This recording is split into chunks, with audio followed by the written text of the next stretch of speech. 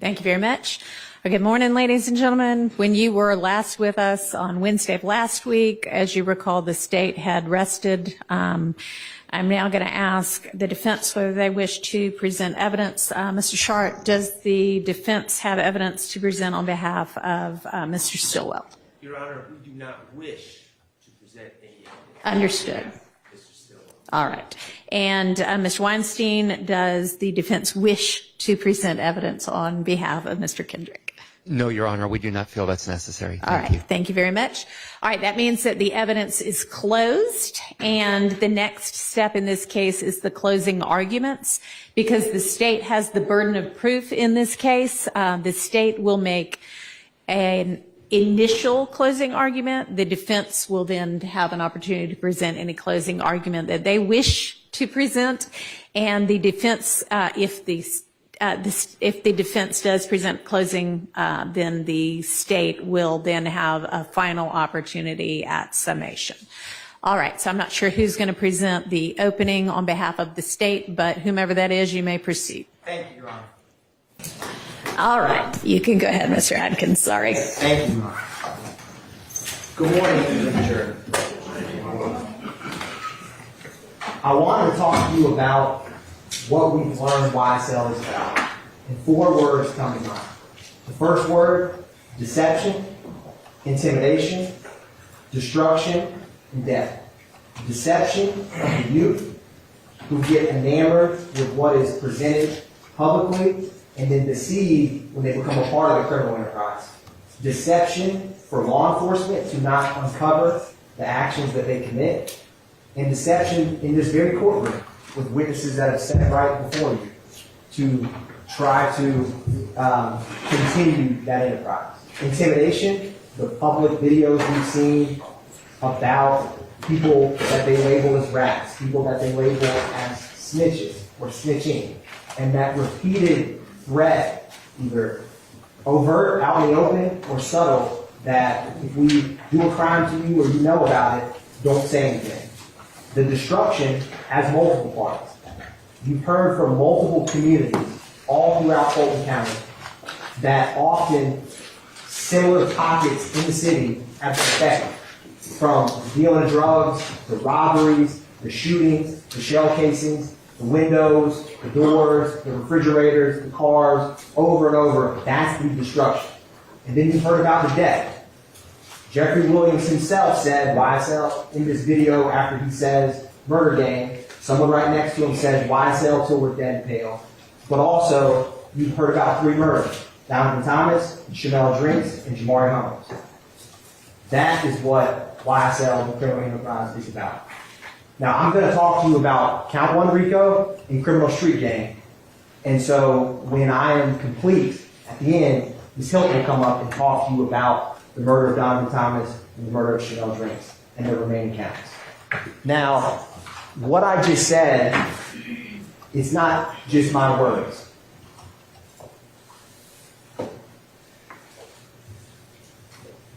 This is the deception, intimidation, destruction, and death that I just spoke to you about.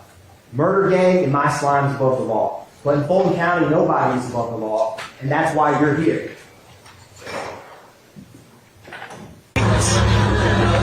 You already know why I said we dead and pale, bitch. Murder gang, bitch. Yeah. Slap. Original.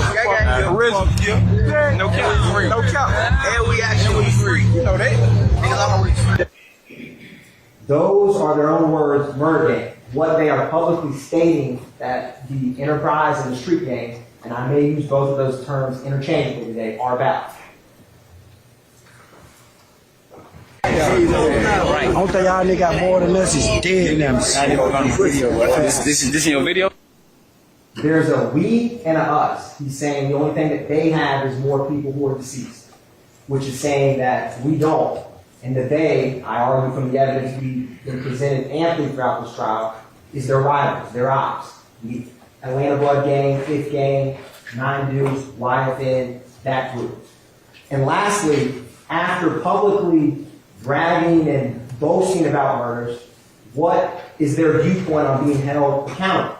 Well, let me take their own words. Don't just take mine. Just beat a murderer. Pay my lawyer 30 for that. And my son's a brother law. Ain't walking no court. That's saying my slimes are above the law. So now I'm going to equip you with the duty as jurors so that you can learn about the law that the judge will instruct you on so that you can have the toolkits needed to deliberate and understand how to organize the evidence that we have presented. So that's what I'm going to here to do with you today. So I'm going to take a step back. In general, jurors' duties is to honestly seek the truth. You've heard evidence, testimony, physical items. It's not to seek doubt, it's to seek the truth. You determine, how you handle and weigh the evidence. And I'm going to highlight some things for you so that you can understand some connections between some of these evidence. Because there's connections between these shootings, connections between these crimes, locations, victims, and accomplices that's important for count one RICO. And that's what I'm going to walk through with you about right now. The duty to deliberate. When all of this is done, all of y'all will go back there and speak with one another. Speak freely with one another. Go through the evidence and talk about what you've heard throughout this trial and talk with fellow jurors about the evidence as you reach your verdict. And like I said, seek the truth. Now, I'm going to explain to you in a couple minutes about what you can and can't consider. So everything outside of this circle comes up in almost every trial, sometimes a little, sometimes a lot. Sympathy for victims or defendants. Viewpoints on a witness. You like the witness, you don't like the witness. You like the police, you don't like the police. You think about some issue that comes up in a case that's not about the evidence and the law. You disagree with the law. All of those things you can't consider. What you can consider, and it's going to populate in the middle, is the evidence, the testimony, the physical items, the videos, the wiretaps, the jail calls, all of those things you can consider in this trial. And it's not lost on me the length of this trial. And I can stand up here for 4 hours and explain to you my genuine understanding and frustration with how long you all and the sacrifices you've made. And what I thought about, because when you initially came on, it was 6 to 9 months, and now we're here 12 months later, and that is a significant difference. And there's one time in my life that came to mind about this. I couldn't do this again today, but I ran one marathon. When I got there that day, I was supposed to do a half marathon, which is many years ago. And when I'm in line with one of my best friends who encouraged me to run, I see people much older than me. I won't call them old, but they may have been pushing 90. Marathon.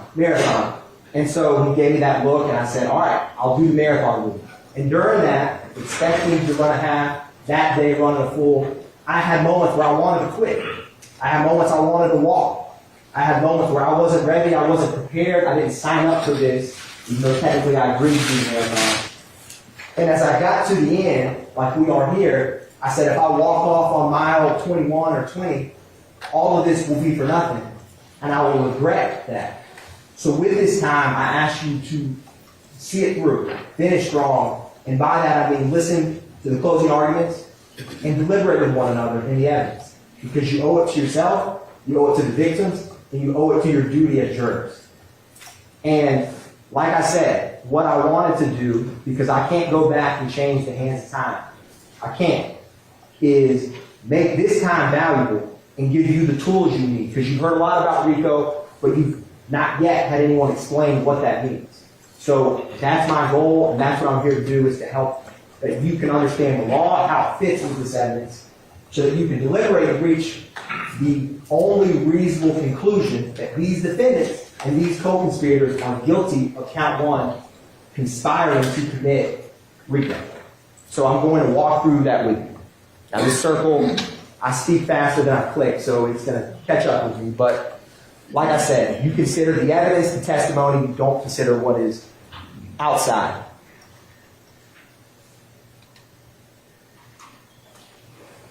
Now, burden of proof. The state has always had the burden of proof to prove beyond a reasonable doubt.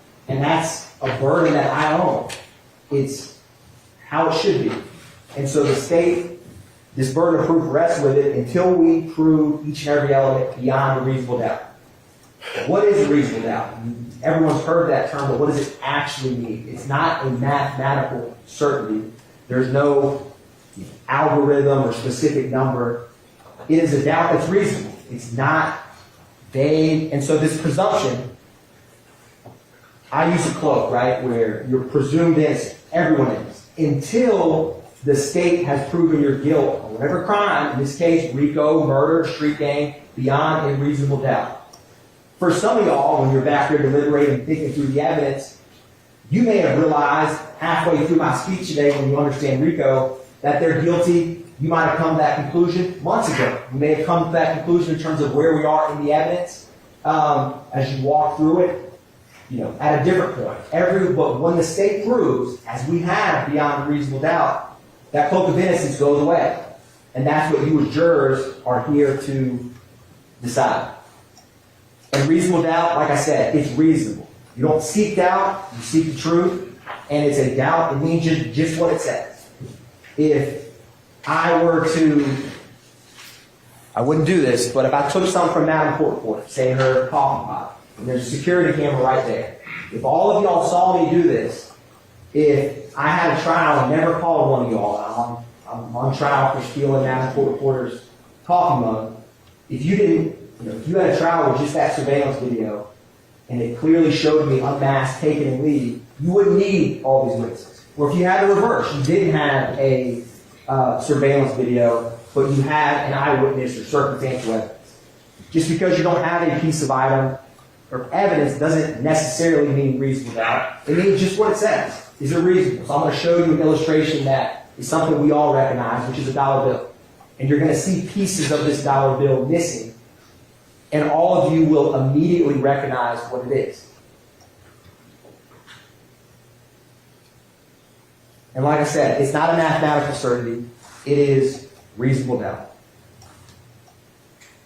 That's the dollar bill, right? If you have pieces of the puzzle, and some of y'all may like puzzles that are removed, everyone knows that that's a $1 bill. There's no reasonable doubt that that is a $1 bill, even though almost 50% of it is gone. That's just a visual illustration to prove the point. Direct and circumstantial evidence. So direct evidence, physical items, it's what's said in this witness box before you, personal observations, that's all direct evidence. Circumstantial evidence can be cell phone records, where people are within a general radius, ankle monitor data, what someone's actions afterwards, who's calling who's texting who. That can circumstantially prove and lead to a conclusion. Whereas, and you can use both. The law doesn't weigh direct or circumstantial more or less than the other. And then in trial, you're going to use both. And you always have your common sense, which you always have brought with you each day and can use when you deliberate to make reasonable deductions from both direct and circumstantial. They play off one another. Like I said, these are all direct evidence. Just think what you saw, what you heard. If you were to physically touch a firearm or a shell casing, that would be tangible evidence. That's all direct. A good example for circumstantial is, imagine once a week, twice a week, you all go and pull and pump gas. You pull up to the pump, your car has the E, it's flashing red. You go, you put your credit card in, or you walk inside, you come out and you start pumping gas. And then when you leave, when you put your credit card in, you hear it kind of click loudly. You know it's done. You put it back in, and you drive off, and all of a sudden what was on E is now on full, right? You never saw the gas go inside, but you know, circumstantially, that your car tank is full. That's a classic example of, you may smell gas, but you never actually see it. You could, but most of the time you don't. That's circumstantial evidence. It can be quite strong, like in that example. So it doesn't have any more or less weight than any other piece of evidence. Testimony of a single witness, if believed, is enough to establish a fact. Take Tarabia Hill, Act 61. the armed robbery that Christian Eppinger did with YSL on his face, unmasked. If you believe that I can't vouch or tell you the credibility of the witness, that's for y'all to determine. So if you believe her testimony, that's who robbed me, this is what he took, and then he drove off, a testimony of a single witness is enough to establish a fact. In that case, with her testimony, it would be every fact of armed robbery. So that's one example of a single witness can establish. Sometimes it's only one fact that's needed. Where is someone? Where is someone not? But in that case, that testimony would be enough to establish the evidence. So keep that in mind, because testimony is important. Like I said, you determine credibility. So you got to ask yourself, why did certain people testify how they did when they said this? Now, I'll argue you think about what people said before they were indicted, before their friends were indicted, before sitting in a courtroom with you and people that they know well. What do people say when no one's looking? On a wiretap, on a jail call. That, to me, is quite illuminating of how they really feel or think. Think about why people would testify how they did. Why people would either genuinely not remember or act like they don't remember. I'm sure all of y'all remember quite well my kind of long back and forth with the gentleman, D'Angelo White, right? Where we played a 911 call where he says this is D'Angelo White. He wouldn't even acknowledge that. And it was a lot of back and forth. Why would he not come in here and testify about his friend, Dexter Montgomery, getting half of his head shot off when he was a kid? And he called 911. Why? You determine that. Now, I have reasons. I'll explain to you why. But think about that. You can use common sense. Y'all been sitting right here, and there's a reason you're closest to the jury box. Because y'all are the determiners of credibility. And y'all know and can think of examples as I'm talking right now throughout this trial that you've seen of that.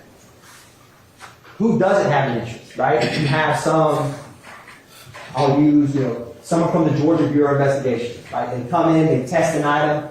They don't usually know the defendant. They don't know the case. They're just doing their job. They don't have, in my opinion, any stake in one outcome or the other. They don't know. A random citizen or Doug Bailey talked about the ankle monitor data. He's just reading the data.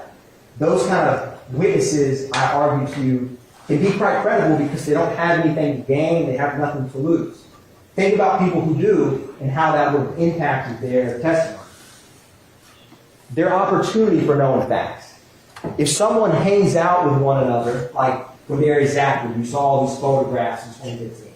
He's in photo after photo with Shannon Stillwell, Monte Kendrick, Mikion Garlington. If someone interacts daily with someone, it's probably reasonable that he would know what they're up to, that they would confide in him. Versus if you had someone who only hung out with somebody one time, probably wouldn't be reasonable they'd know all their deepest, darkest secrets. That's just common sense, but things to think about. Now, I'm going to give you an example. So, nigga, a lot of they mama, a lot of they kids, a lot of they brothers and sisters, they didn't get ready in the courtroom and tell the God honest truth. Fuck, nigga. Don't get it. Y'all nigga need to get fucking killed, bro. You snitching bitches. From me and YSL. That's what's said outside of the courtroom. These are all witnesses who testified that were either co-conspirators or indicted on this case. And ask yourself, you could know it just as well as I right before if the state would ask, is YSL a gang? The words music group, you know it's about to come off, or I've never heard of that. I said gang, G-A-N-E. I didn't say G-A-N-G, even though you just heard them say gang. Think about that and why people would come in here and think about what they said. I mean, Quindary Zachary said that these two defendants confessed to him to murdering Donovan Thomas the night of the murder. You don't think he's going to come in here and back up off that? Think about Mooney Lee. The bragging or boasting about the murder. We put that on your tombstone. The things he knows when he's sitting up here don't sound good in a trial of his friends, fellow gang members, and co-conspirators, so he's going to back up off of them. Think about Walter Murphy. Antonio Sledge. When he did his plea agreement, said that he had knowledge that someone was involved with the murder of Donovan Thomas, but then backs up off of it, right? He gives why. Think about why. And think about they know the feelings that these defendants have about people who come in and tell on them. And sometimes they slip up. If you remember Antonio Summer, who testified pretty recently, he didn't know Winnie Lee's name. So he said, what's his slime? And he changed it. He stopped. He took a little pause and he meant what is his nickname. So he said, what's his slime name? Those kind of clues or slip ups, remember those, because they're important. Here's another example.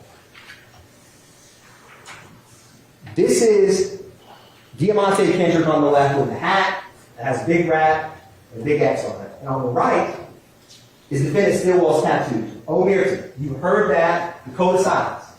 And on his chest, the price of loyalty is wealth. The price of disloyalty is death. So these witnesses who say incriminating things about them in a police station or outside of court, when they come in here and are sitting in a witness box 10 feet from them, how do you think they know this? That's these defendants' own words about people who come in and testify against themselves or others. That's their feelings on it. Things that these witnesses know very well. Kenneth Copeland. This is Kenneth Copeland outside of the criminal courtroom. Last words and shout outs before we get you out of here? Shout out to the game. YSL for life. You know what I mean? YSL for life. And these are photographs he's had.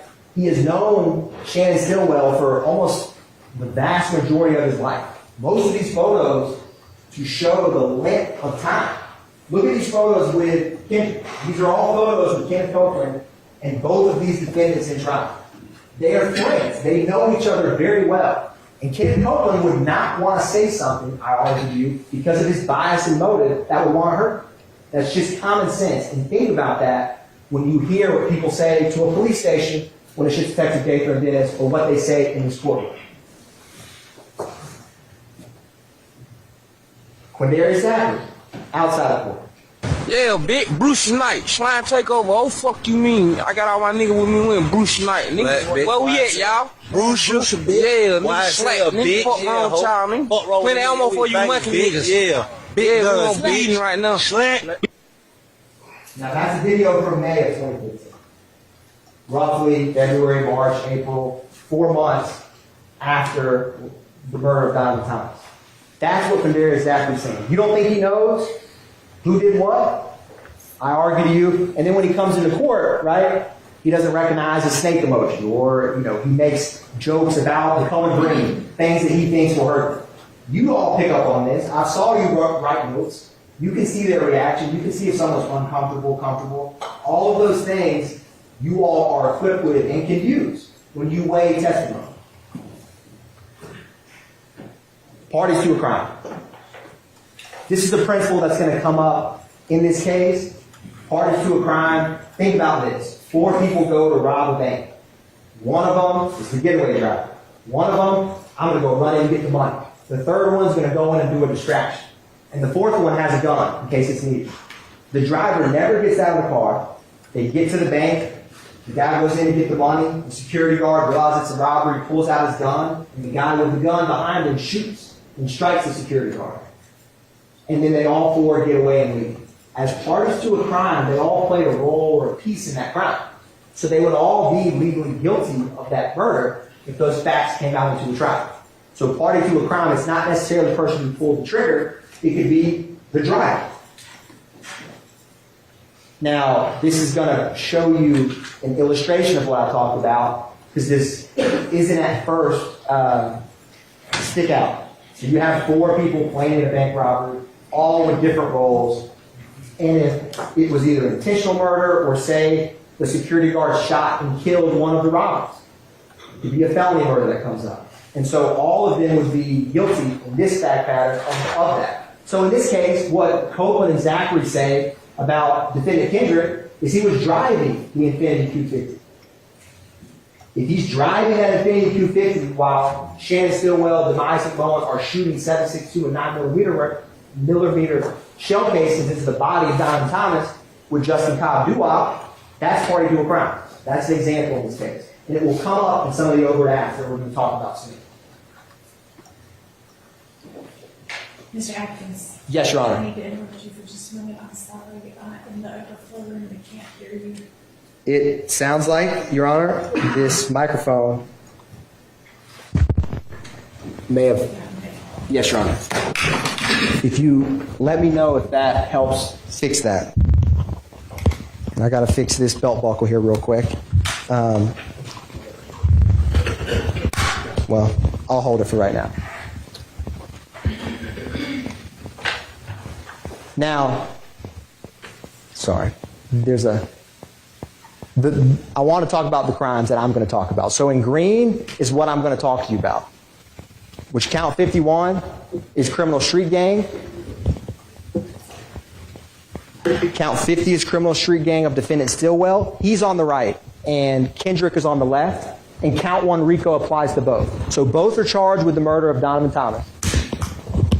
Kendrick has this count 57 participation in criminal street gang activity for the marijuana and firearms, like street gang activity during the commission of a felony for the May 9th, 2022. These street gang charges, which I'm going to talk to you about at the end, pertain to the murder of Shamel Drinks, a gang-related murder that the evidence has shown Shannon committed along with Demekion Garlington, Miles Farley, and Carmavius Nichols. But first, I'm going to talk about RICO, which is count 1, which both are charged with. So, I want to talk to you about conspiracy in general. And I definitely think the microphone's working now, Your Honor. So, one crime, you rob someone, you do an arson, you would look at that case, did they go and set fire? Did they go and steal? One specific place, time, and perpetrator. You've already heard about a conspiracy to do armed robbery when I use that bank robbery analogy. RICO is no different in terms of this. The general concept is they're charged with conspiracy to commit racketeering. So I'm going to have to explain to you what is RICO, what is conspiracy to commit RICO, and then you as jurors, with the evidence that have been presented, will reach the only reasonable conclusion that they're guilty of that count. But you need to know what RICO is first. And there's 2 ways to violate RICO. So what I'm going to do now is I'm going to take it bite by bite through RICO so you can understand the 2 ways that RICO can be committed and what conspiracy to commit RICO is. And we'll walk through this together.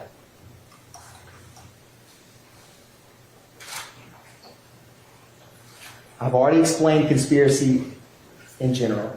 Now, this bank, I've used the bank analogy. If this group who robbed the bank, they don't have to be some sophisticated mob syndicate.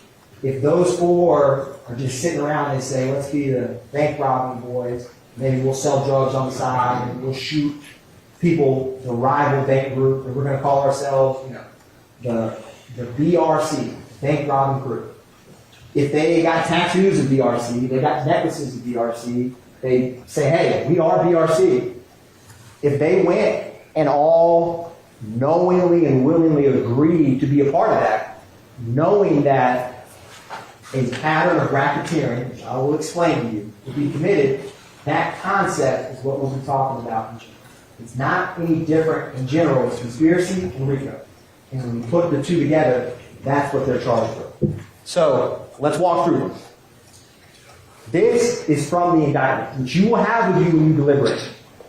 I'm not going to read off this right now, but page 12 of the indictment is an important page.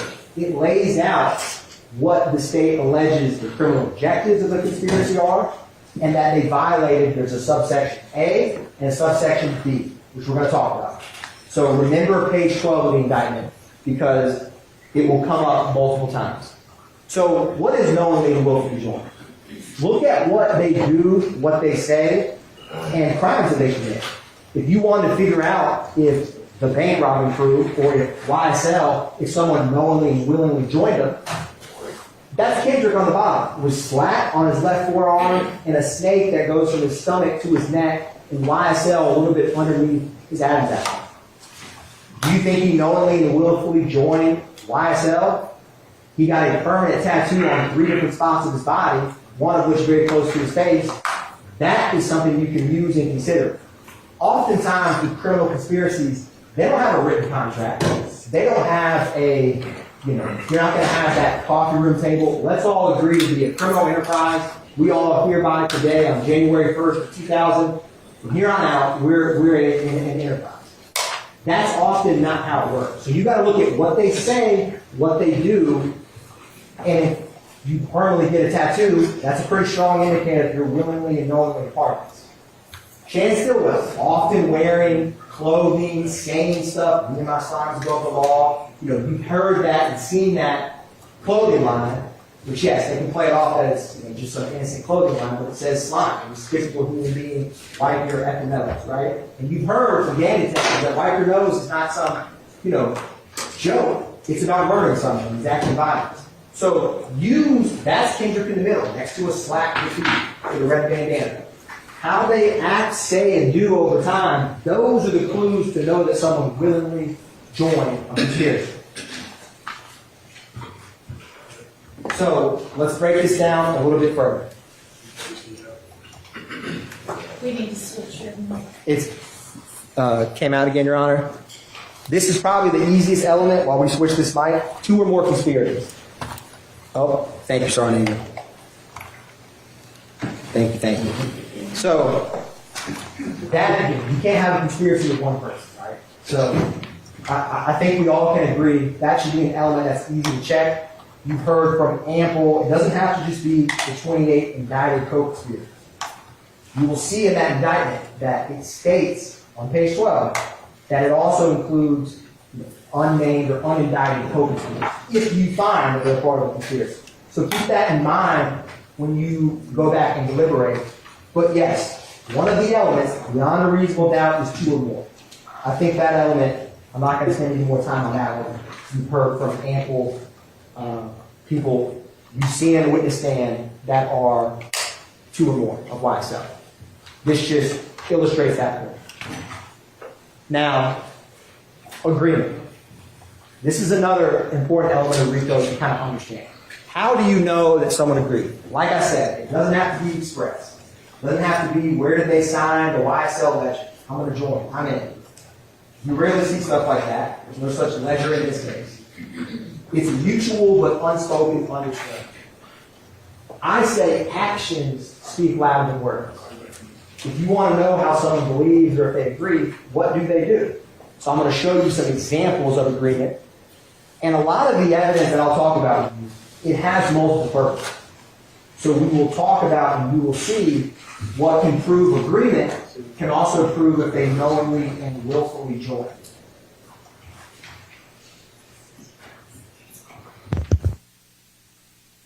Let's see. I'll keep working on this now. So, You can just hold one. yes, Your Honor. It sounds like it's working now. So, what else can you use? Remember we talked about circumstantial evidence? So, circumstantial evidence inferred from the nature of the acts done, relation of the parties, and the interest of the conspirators. What do they have to gain? Is it for something to further the group's interest? How do you know someone agrees? Look at what they do. And I argue to you that the evidence has shown that they've all knowingly and willfully agreed. Take where we started, or take the 2 murders. Shannon Stillwell, January 10th, 2015, murders Donovan Thomas. March 14th, 2022, Shannon Stillwell, with 3 other YSL members and both times, murders Shamel Drinks. If you have to ask yourself, did he knowingly and willfully agree to be a part of YSL criminal enterprise with 2 gang murders? That's an easy question. That's the most clear example of if someone murders a rival gang member twice, I think it's pretty clear that they knowingly and willfully agreed, regardless if they signed on the dotted line. Same with other crimes and acts. The same shit that got Biggie and Tupac killed, little fuck, nigga. Pussy ass nigga, get your bitch ass killed. For life, nigga. Hey, call that line. Hey, gang, you bring your pussy ass down here, you gonna see me. I'm at your fucking neck. Fuck anybody. So again, what do they say? I mean, this is Kendrick and Wooney Lee. You know, you have all the Make America Slime again. You have Kendrick with YSL pennant, and you have Shannon Stillwell where someone in the background says YSL for life. That's just one example. You've obviously seen and heard from multiple. But what do they say? What do they do? Are they publicly or actively or oftenly saying, yes, I'm a part of this YSL, there's an us and a them? Yes. I think it's pretty clear that they have. Now, Some of this I've talked about, actions or evidence. So let me give you a concrete example we saw just a couple weeks ago with Viverito.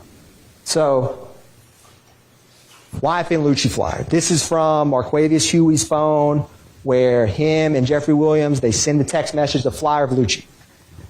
In 6 text messages, this principle of agreement, you're going to see agreement in action. This text is about to come up where all that's said, right? Flyer, Jeffrey Williams says, where's that at? Claremont, slatty handle, stay very low, slat for sure, been out the way. They didn't say murder, they didn't say stab, they didn't say shoot, but in 6 text messages, it's readily clear that they're talking about enacting violence on YFN Lucci. That's agreement in one, barely a screen of a text message. That principle shows you, and think about this example throughout. What do they say with one another? What do they do with one another? That's how you can know agreement. It's just like you all have family and friends, you may text one word and they know what you're saying. I'm heading home. You don't say the address, right? Agreement can be inferred with very little words, especially with people who know each other very well. And YSL has its own lingo, so they don't have to say much. Slatty handle, he knows he will handle it. Other examples.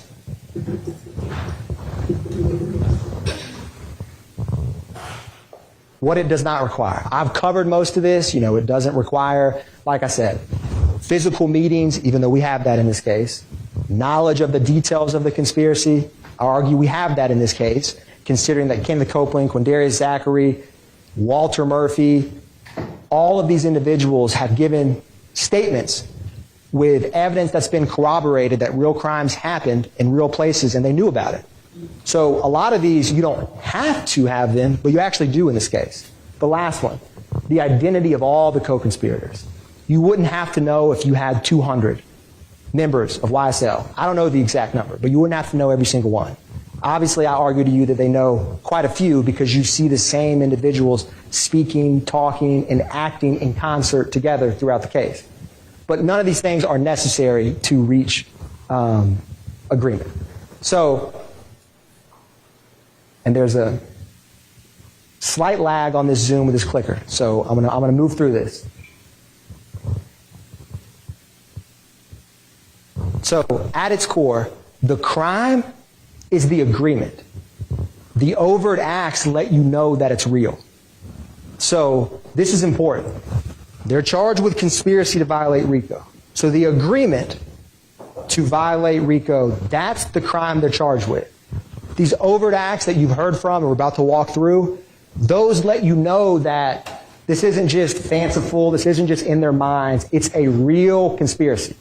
And in this case, and we're going to explain what RICO A and B is, they've actually committed the crimes. So it's like you're asking you, did this group of individuals agree to conspire to commit all of these crimes, racketeering activity? The best evidence of that they did is they actually went and shot multiple people, murdered people, robbed for the street gang. That lets you know that there's not much to say when you actually do the crimes that you're alleged to have just conspired to commit. It'd be like if you're asked about the bank robbery conspiracy and all they do is just talk about the bank robbery, get the items, they go and buy a gun, but they never do a robbery. Fast forward, they've done 20 robberies, 50 robberies over a decade, and you're asked, did that group of bank robbers intend to be part of a bank robbing crew? You'd obviously say yes. It's common sense because of what they actually did. That concept is important. Like I said, the overt act lets us know that the conspiracy is alive and well. And I'll argue to you, going back to credibility, the conspiracy is alive and well in this courtroom with deceiving in this witness stand. So this is just a visual explanation that you have Shannon Stillwell, Diamante Kendricks, and some, I didn't list all the photos of people you've seen, but this, the criminal enterprise, visually depicted. So let's walk through what an overt act is. So joint objectives equal joint responsibility. This is like a partnership in crime, Now, to find that someone's act is all the co-conspirators are on the hook for it, so to speak, any act done by any co-conspirator to further the criminal objectives is what counts. So if they're going to shoot a rival and you find that, yeah, they did shoot that rival and they did it to help YSL the enterprise, if that act and you find that whoever you find is part of that conspiracy, it's like they're all one and one for all. So each co-conspirator is responsible for the acts of others that are naturally and necessarily done to further the enterprise.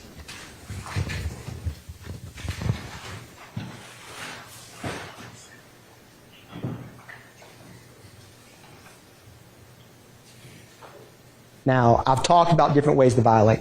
A, in a nutshell, is to acquire money and property. I'm not going to bury the lead. That's the first way to violate RICO. Conspire to acquire or keep money or other personal property. B, they both have conspire, and they actually have 7 elements each, and I believe 5 of the 7 are the same. So I'm going to explain a lot of these elements we've covered. 2 or more conspirators is one. So, conspire to participate in the enterprise through a pattern of racketeering activity. If you find the defendant, and on your verdict form it will say, the defendant violated subsection A or subsection B, conspired to violate. So I'm going to walk through what is A, what is B. They don't have to actually have committed A and B, although in this case I believe that they have, as I'm going to show you. You just have to say, did they ever conspire? And remember these principles I talked about. The unspoken words, what people do and say is the agreement, or you're not going to have that magic conference room meeting, so to speak, that's all captured where the conspiracy gets hatched. So let's walk through this. We're going to start with A. Keep it easy, keep it basic. And you're going to notice that when I talk about A, some of the acts can actually meet multiple ways. So you're going to see that certain evidence can actually impact multiple ways to violate RICO. So let's talk about subsection A of the RICO Act. Knowingly and willfully conspired with 2 or more co-conspirators to acquire or keep money or other personal property through a pattern of racketeering activity. I'm going to explain pattern of racketeering activity. It's 2 or more crimes that are explained and listed, and you'll be instructed by the court on what they are, that within 4 years. And any of the co-conspirators committed an overt act with at least 1 in furtherance of the criminal objective, and at least 1 has to be after May 10th, 2017. So that's A. I'm going to walk through some examples of A, and we're going to take this bit by bit. Armed robbery, Arshillian Bennett. Walter Murphy, Jeffrey Williams. May 13th, 2013. You heard from the officer where she walked with her child from 988 Confederate Court to that zone precinct to report a crime. That takes a lot of effort and time. So I'm going to use this top one while that bottom screen comes back. But, obviously she came in here and, did not want to acknowledge about the robbery, but I argue there's about to be a real bullet in her window that was taken by a crime scene tech who just responds to a scene. That is 988 Confederate Court, which comes up that address and area multiple times. And she said that she told the officer at the time, her Kel-Tec, the money, her purse was stolen. Acquire and keep money. Now, Walter Murphy, Jeffrey Williams, and she said someone that she didn't know, Jeffrey Williams' brother, that's multiple people doing it. That's 1 crime, 1 act. But when they work together, it's much easier to get property and items. And no one expects Ms. Bennett to come in here and testify. Certainly not back then and certainly not now. But that is an example of acquiring or obtaining money. It's robbery. Derek Dotson. Also in 2013, this is 5 through 7, Adrian Bean, the coin laundry, where Miss Marissa Cisneros' car flew over the ledge. I mean, Adrian Bean sat here for what felt like an eternity and didn't remember entire years, but he flew over while driving a car over a 6-foot embankment. Why did he not remember any of that? Just think about that. I think the only thing he said is that memorable moment where he's like, keep it a buck. And he took his mask off. But he clearly would remember flying over a wall. Why are they not coming here and talk about it? Now this, again, Walter Murphy, Jeffrey Williams, That's the location where Leonard Pass's car, which is that gray Dodge right there, is parked. Somerdale Apartments. Obviously, this is in the Cleveland Avenue area because often these crimes are committed in same locations, which will come important later. These are the firearms that they recovered from the car. And then this is Mr. Derek Dotson, and you heard from Leonard Pass, who was with him. That's the car that was crashed underneath. And then this is a picture with Walter Murphy, Jeffrey Williams. At the time, he's throwing up rock crew. And if you remember, the background behind this is this slime in kind of green and black font. So, again, it's two YSL members acquiring and obtaining, trying to rob Derek Dotson. And again, they're working in concert, working together. Ms. Taravia Hill, Act 61. She's just at her apartment complex, and this car, and if you remember, she only could recognize or ever identified Eppinger, Christian Eppinger, but there was two cars and multiple males with him. We don't know who these people are, but I think from what you've heard in this case, it's reasonable to suspect he's working with other people to do the robbery. Because again, it's hard to rob someone by yourself. So working in concert. That's Ms. Hill. That's her apartment complex in present day. That's Christian Eppinger from his public posting a firearm on social media. That's her wrecked car after it's found later. And where does the car go? Where Ms. Hill lives, to Cleveland Avenue. Where do the guns and the Infiniti Q50 from Diamond Thomas go? They go to Oak Drive, where O.G. Bentley's house is. Common after crimes, they go to the same location. That's important because these same victims, same accomplices, same pattern is important for RICO. So keep that in mind as we walk through this. And he does all of this with, and it's hard to see from here, YSL on his face, no mask. She said, I can't remember if Ms. Hill said I wore glasses or didn't wear glasses, but her eyes are working just fine. And he had nothing covering his face. Think about it. If you walked into Winn-Dixie with a nameplate that said, hey, I'm Christian Atkins, I'm here to rob you, no one would do that. So why would you publicly have the gang on your face when you do a crime? Because a face tattoo could stand out. Because they want people to know.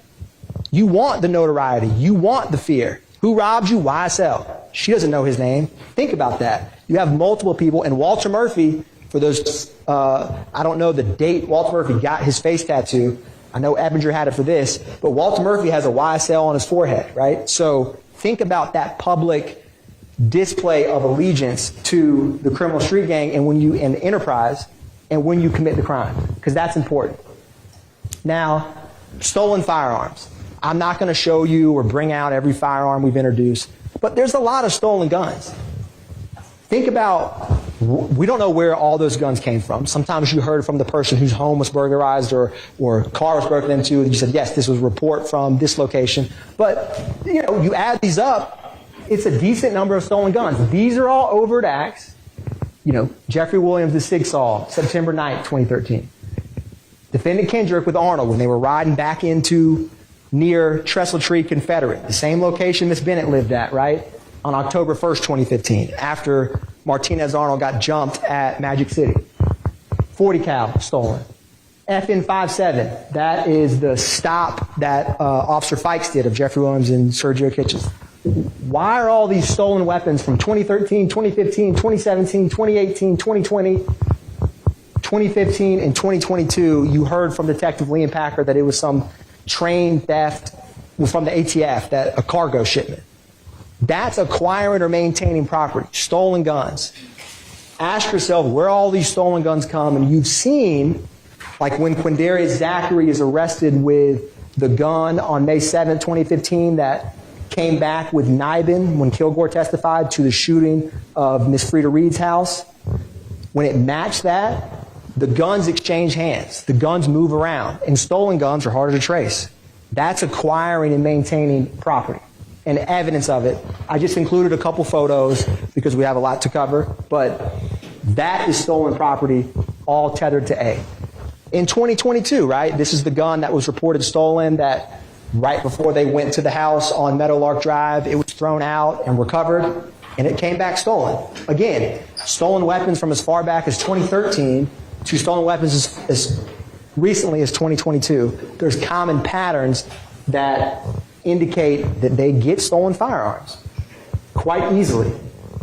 Subsection B. This is where all the violent acts come up. So the first objective, and your indictment's not going to have numbers, is going to be conspiracy to violate subsection B with the state's objective of murder, aggravated assault, and threats of violence. So we're going to walk through some of these so I can explain to you why they further the criminal objectives of YSL. So, simple definition, while associated with an enterprise, YSL, they knowingly and willfully conspire with one or more co-conspirators to participate in the enterprise through a pattern of racketeering activity, and any of the co-conspirators committed an overt act after May 10, 2017. If you notice, other than what's in green, everything's the same as A. So these same factors and principles will come up for both. So I got to explain to you what is participating in the enterprise and what are these criminal objectives. So we're going to start with the murder, aggravated assault, and threats of violence and go from there. So,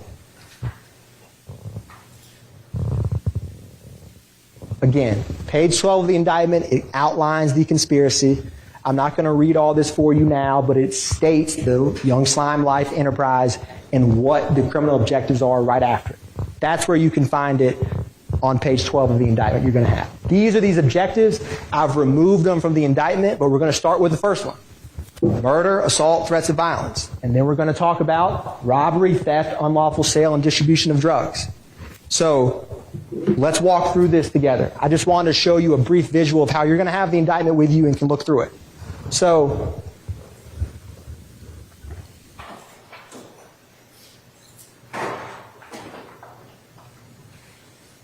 again, we're going to go objective by objective because it helps to organize the evidence. And objective 1, murder, assault, and threats of violence. So you've heard about pattern of racketeering activity. What is racketeering activity? The good news for y'all is the indictment, anytime you see, it will state which is an act of racketeering activity, and then it'll cite a statute. This is what explains what racketeering activity is. This is the murder of Donovan Thomas. And you'll see when you are deciding, which is overt act 16 through 20, is the murder of Donovan Thomas. When y'all are back there and saying, oh, I want to figure out if something's a pattern of racketeering or figure out if an overt act is a racketeering activity. That will tell you. That's your snapshot. So just look. This is overt act 17, which is the murder. 16 is when Jeffrey Williams rents the vehicle. But when you see what's highlighted, you'll know it's racketeering activity. So I just wanted to show that for you. And then we're going to walk through this now. We're going to talk about Donovan Thomas first, overt act 16 through 20. The last one on the line for the 620. Yes, that's police over here on the north side of McDaniel. North side of McDaniel. Why did you? Yeah, at Harold living in the barbershop. Somebody don't got shot. Mr. Parker, who you testified, who's owned a barbershop there for 20 years. Barbershop right here. And Kendrick, Stillwell, this is Demise McMullen. Now, we'll talk about this in a minute. This is actually the photograph from when they shot Dexter Montgomery. Same case with D'Angelo White when they left that Jonesboro gas station in Lakewood and got to the four-way stop. That's the photograph from that. So you have Nard, but that's Demise McMullen, Shannon Stillwell, Kendrick. This is obviously the shooting. Overt act is, did Jeffrey Williams rent the Infiniti Q50 and act in furtherance of the conspiracy? When you think about these overt acts, think how the criminal objectives. Ms. Hylton's going to talk to you and walk through bit by bit the murder itself of Donovan Thomas. But I argue to you, as she will too, that has been proven beyond a reasonable doubt, and that renting of the Infiniti is an overt act that was used to facilitate the murder, and you've seen a pattern of rental cars being used. And ask yourself why. They're harder to trace. People don't recognize you in that car. Now, how is Donovan Thomas's murder evidence of RICO? Well, I'm going to tell you. That's Donovan Thomas. This is about to be Wooney Lee. Before y'all nigga with slime. This shit is in blood. We wrote this shit in blood. I probably had it before slime. And we also wrote it on the nigga tombstone.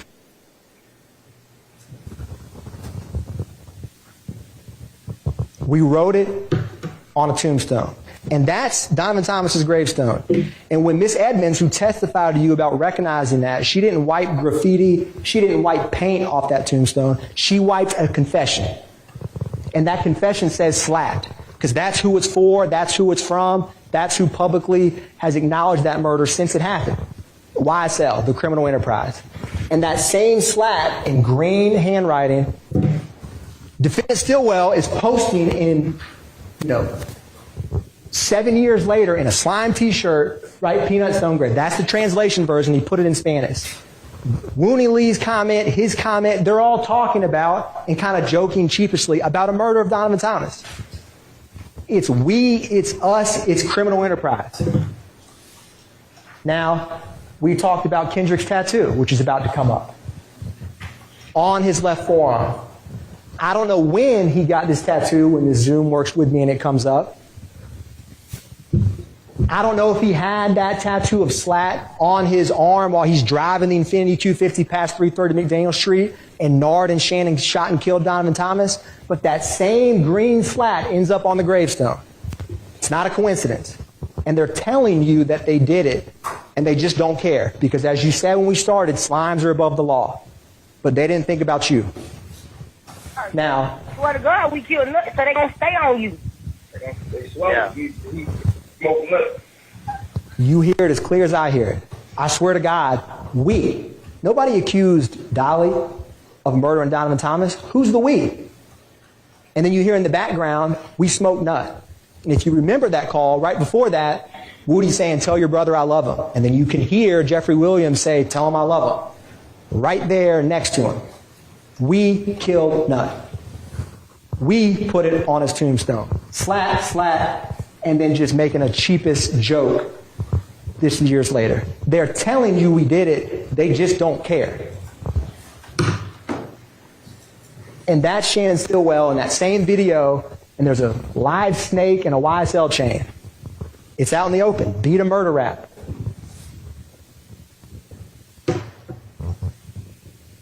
Now, we're going to turn to Jamari Holmes next, and I'm going to explain to you why that murder that Rodelius Ryan and Damon Blaylock did is in furtherance of the YSL criminal street gang, which is Overt Acts 79 through 81, February 23rd, 2019. That's the vehicle that 15-year-old Jamari Holmes was in. This is Rodelius Ryan. This is Blaylock throwing up YSL, which is also an overt act, that public display of allegiance. That's going to come up in just a second. That's Jamari Holmes. You're going to see the message where, where Mariah leaves and she says, or not Mariah, but Brazy, as they called her, text and DMs Ryan and Blaylock and says, they know about Ryan but don't know about you, and allude to Mariah snitching on them. That snitching comes up repeatedly. This is the projectile that was in Jamari Holmes' head that was fired from weapons that Rodelius Ryan and Damon Blaylock shot while they were hanging out with females in Cleveland Avenue. It came to 50 Mount Zion. And then I want to ask you, this is that message. All again, talking about snitching, trying to not get caught. Now, how do you know why Ryan did it? What does Ryan think about this murder? Is he remorseful? Is he sad? Well, here's him that same day at 5 o'clock. So that's the 911 call at 4 in the morning, not 4 in the afternoon, February 23rd, 2019. That YSL makes the news FaceTime. You've heard repeatedly about the FaceTime. I argue to you when he says that YSL makes the news, Fox 5. So he's telling people without, having some plausible deniability of no one's going to know what I'm talking about, YSL makes the news. Now, what does he do 5 hours after this?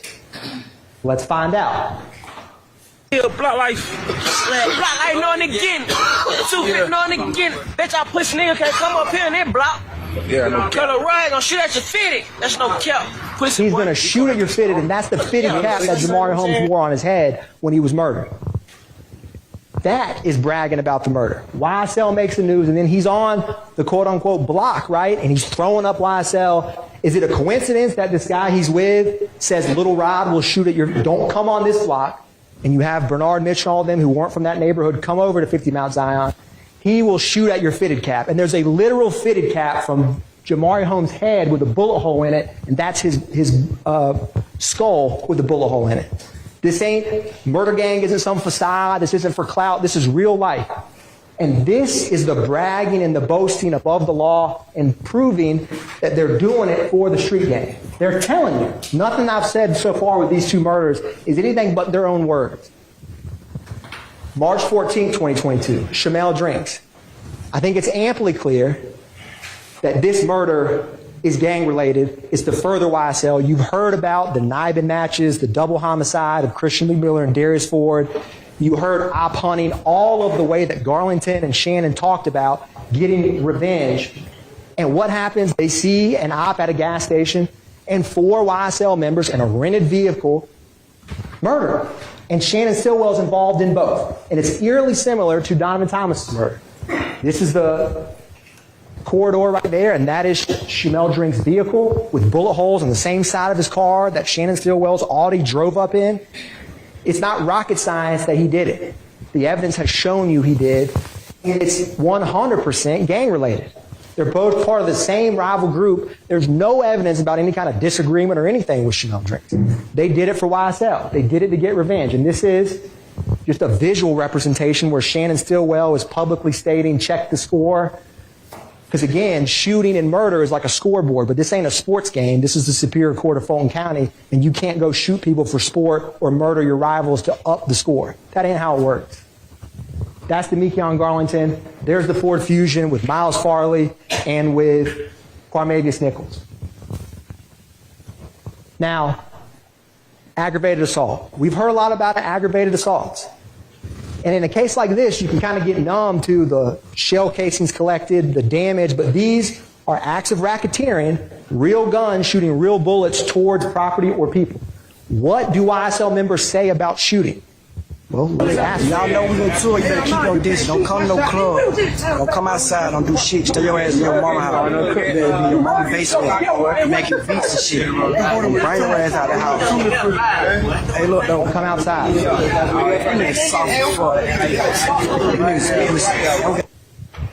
That's their words. Shoot the ops, make them catch on. That's Rodelius Ryan's Instagram that came in when Mr. Howes was sitting right here. And then this is Rodelius Ryan with a drum, a YSL chain, publicly showing it.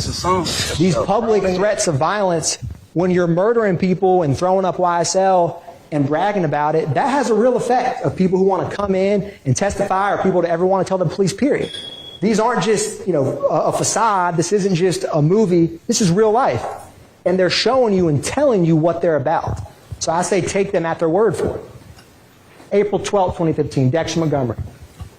This is important because when you boil it down from what D'Angelo White told 911 and the police that you heard, they were just driving.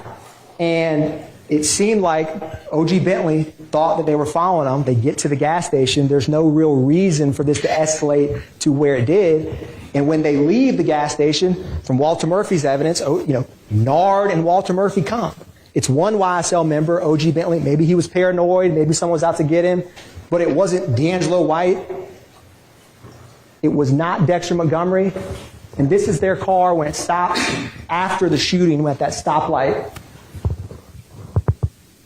Cornelius Davis and Christian James. And that's the bullet that comes in through that car. And that's Dexter Montgomery with half of his head shot off because they followed a YSL member to a gas station.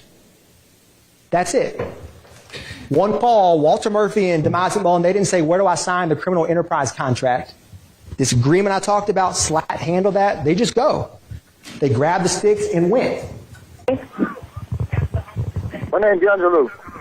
And D'Angelo, tell me exactly what happened.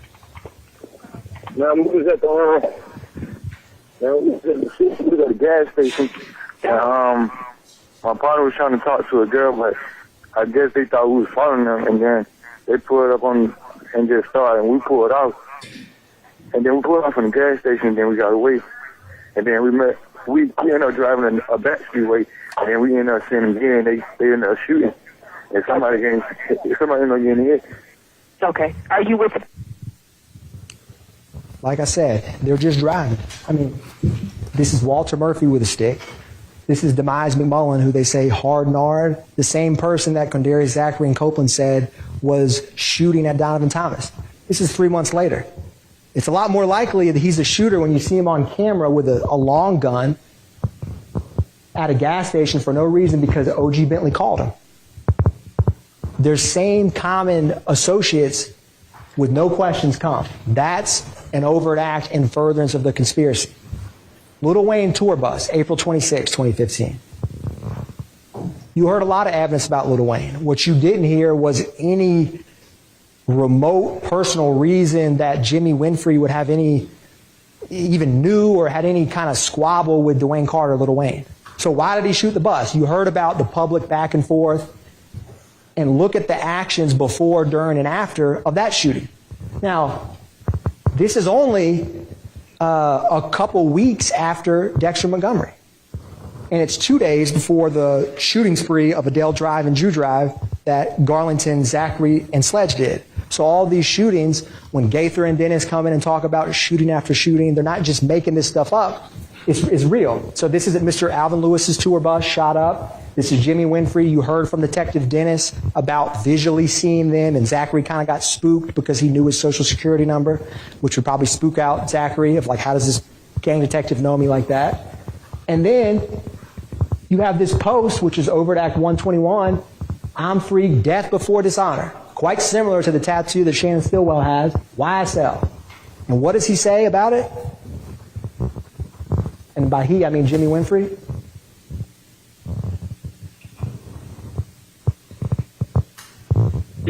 So the thing ain't too. And then another thing, we should let Amina know they got paperwork up in black and white showing, that I work for the company. So if not, it's going to look like street business. Get Amina to get the paperwork to put it in black and white, because if not, it's going to look like street business. Because it is street business. They just don't want you to know. That's that deception piece. They don't want jurors to know. They don't want the police to know. So get it in paperwork so we can make it look legit. There's nothing legit about shooting a tour bus driver's car on a highway.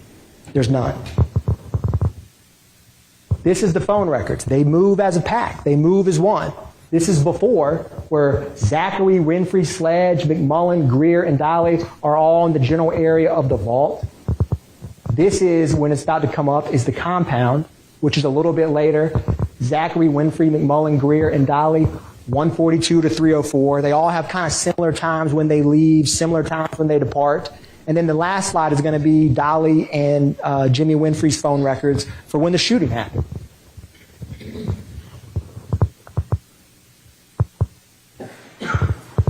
And you can see the path they travel, and Winfrey's in black and Dolly's in orange, and the white Camaro that he hid and made the jail call to not get it found. And then, he comes out, and then it's YSL, death before dishonor.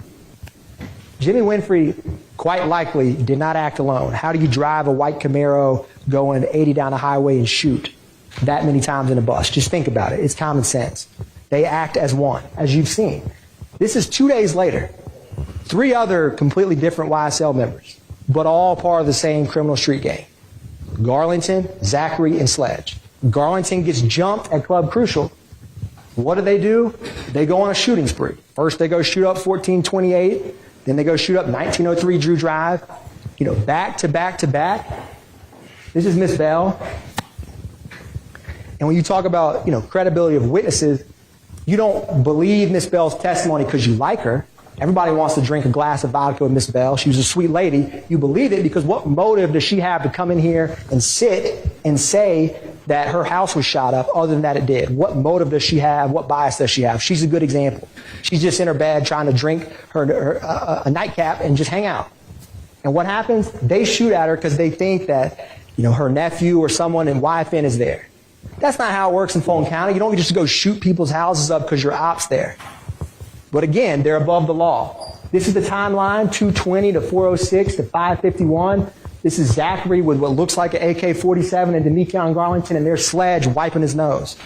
Just like, if you remember, he wiped his nose when he walked off that witness stand at y'all. So these are the things that they're telling you, and you're going to see photographs from these. First, it's going to be the Club Crucial shootings. You know, when they post about guns, when they talk about guns, and then they tell you that they committed the crimes, it's not rocket science. You know, take them at their word, what the evidence has shown. These kind of retaliation is, again, Demekion's jumped, we got to protect him. It's a us, it's a we, it's an enterprise, right? And they act together because you have strength in numbers, you know, protection and shootings. But this was a fist fight.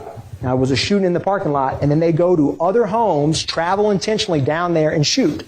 Again, they're moving together in concert. As you saw from the Donovan Thomas phone records, the Shamel Drinks phone records, the Little Wayne phone records. We didn't put in phone records of this, but I think it's quite clear who did it and why they did it from the testimony of Zachary and Sledge and what we impeached them on. 34 shell casings. Drew Drive, roughly 2 hours later, right? This is where Miss Battle's apartment was, and it's just an apartment right by the street. All these shell casings in the middle of the street, refrigerators and ovens shot. All because someone jumped Demekion, and so they go, no questions asked. Again, they don't have to sign on the dotted line. They have agreement, they have knowledge, they act in concert, and the criminal objective is to help the street gang, which is go get revenge. That's the RICO in action. So if you're asked, well, did Kendrick and Stillwell agree to be a part of a group that would commit racketeering activity? Did they agree to participate knowingly and willingly? And you have all these shootings, and you say, did they think that was it reasonably foreseeable, understanding when they joined that multiple shootings would go on with YSL? You bet there is. You've seen it, right? They don't back up. They don't quit. They keep hanging out, shooting, and associating, and publicly bragging about YSL over and over. This is roughly a month minus 7 days from when this shooting spree happened that these two, Garlington and Zachary, do. They can mess with us if they want. We're going to bring them homicide. Take their word for it. Because an aggravated assault could be a murder. It just missed. So they're shooting. They're telling you I am. And then they want to act like, oh, I'm just kidding. It's obviously not a joke. It's not a facade. It's very real. Conspiracy to commit murder, which is Diamante Kendrick and Martinez Arnold. Same neighborhood, Summerhill area, Confederate area. They have a stolen handgun and a long gun, and they're riding, yet again, after a fight, and this time it's not a nightclub, it's a strip club, Magic City. And you heard that brief snippet of a jail call where Kendrick's talking about it and talking about how Duke just called him, right? So, again, little questions, little actions, just driving and get stopped in the same area of town where Kelvin Watts and Miss Bennett and YFN Lucci and YFN, all of that area of town. It's not a coincidence. It's the same victim, same area. This red circle is going to be the stolen firearm. That's the long gun. This is Overt Act 111. 5 years later, you have the same two individuals in a slime T-shirt with Martinez Arnold. Again, they're still hanging, associating. And then on the May 9th, 2022 stop, Martinez Arnold and Kendricks are at that house that has all of those firearms and the marijuana out in the open. Nothing's changed except time. Public displays of allegiance. This is the photograph that I believe Investigator Griffin, who was the lead detective on T.R. Jones' murder, introduced. Does that apartment complex look quite familiar to the steps of Miss Bennett's? It's because it's 988 Confederate Court, that Confederate Court area. ABG territory, and that's Kelvin Watts, right? And this is where they were headed. And obviously in 2022, they're still trying to shoot and kill, shell kill Kelvin Watts. You see how over time it's the same acts. That's conspiracy. It's just right before you. Now, objective 4. Remember how I said at the beginning, sometimes those stolen firearms or the robberies can play up multiple ways?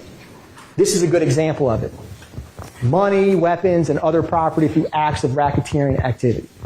So those robberies and thefts, you could find them as they conspired to violate B, to participate in the enterprise, or A, they conspired knowing that they could acquire and get property a lot easier. Either one. The evidence can sometimes fit multiple. And you have the unlawful sale and distribution of drugs. Now,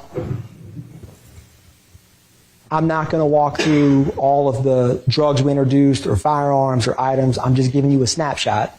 That criminal objective has multiple. I think I would focus on the areas of where they are if there's other people with them. And I think this kind of skipped through faster than I anticipated. This is obviously the May 9th, 2022, which is Jeffrey Williams' home. I'm going to go back one. And while that's coming up, I may get some help and put up one of these easels that we'll talk about. Yes, thank you. This just has agreement, enterprise, and pattern. This agreement to be a part of the enterprise, a pattern, and they all flow together, right? So evidence, if they agreed, they go and shoot rivals together. We go and shoot the same rivals with the same people together. Evidence for agreement, evidence for pattern. Does the YSL enterprise exist? Is it a loosely formed group of individuals for a same common criminal purpose? All of these three kind of feed together. So this triangle is just a visual way to help think through this. Okay, well, it's catching up with me, and I apologize for this, but what's going to come up next, this is the Green Store, right? This is a picture of Kenneth Copeland and Shannon Stillwell. You have August 23, 2013, where one of the first witnesses, Sergeant Heeb, H-E-E-B, he was with an officer, Viverito. Sound familiar? 50 individual packages of clear marijuana. And this area of town is not far from where the Windsor Street gas station is in 2022, where Shamel Drinks was last seen alive before that stoplight. This is Trontavious Stevens' possession of marijuana after a traffic stop where he was with Stillwell. You've seen kind of over the years, multiple, sometimes at around 151 Cleveland, drugs. You've heard about the May 9th, 2022, all of the drugs that were found in that house. This is just a snapshot. These are some overt acts that you could use for this criminal objective of unlawful distribution of drugs. So I just include this as a tip. I'm not going to walk through every one. Act 48, 2015. Act 49, 2015. Act 65, 2017.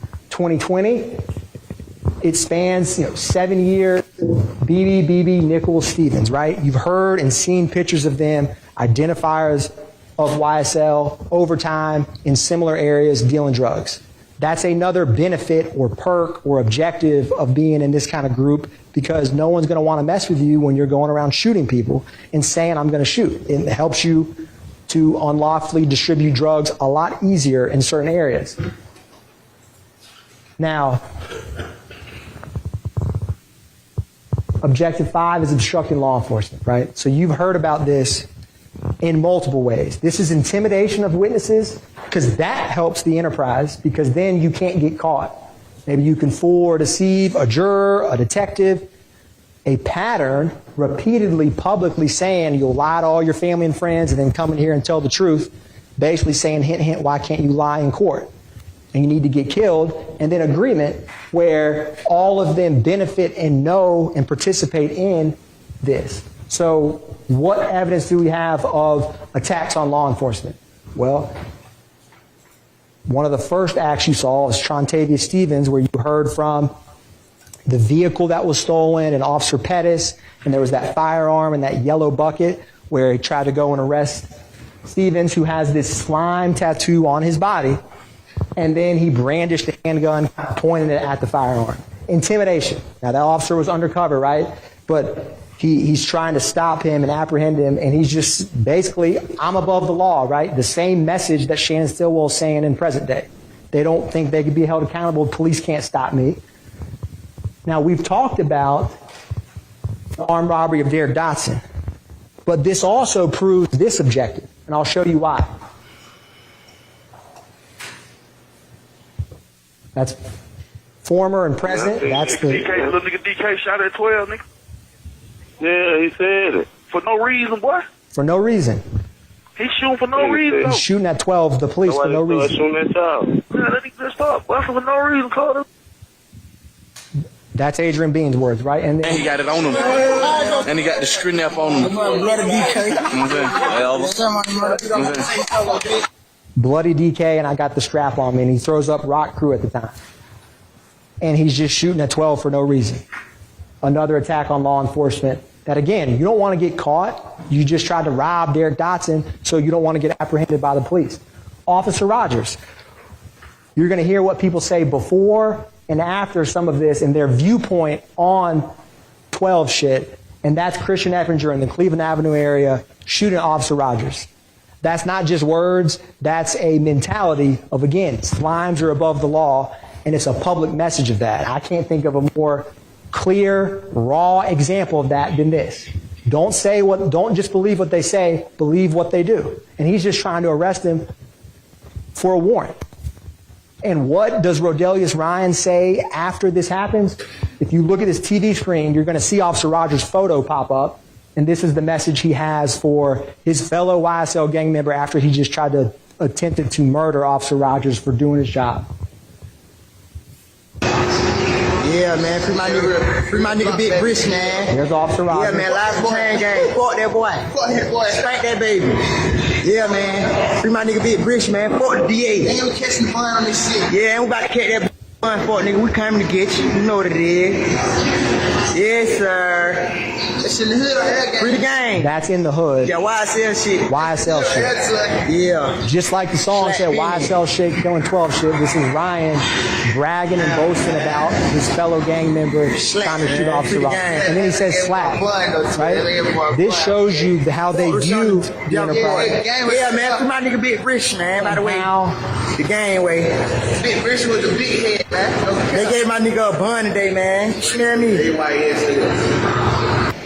Over at Act 180. Nigga, lie to your kids.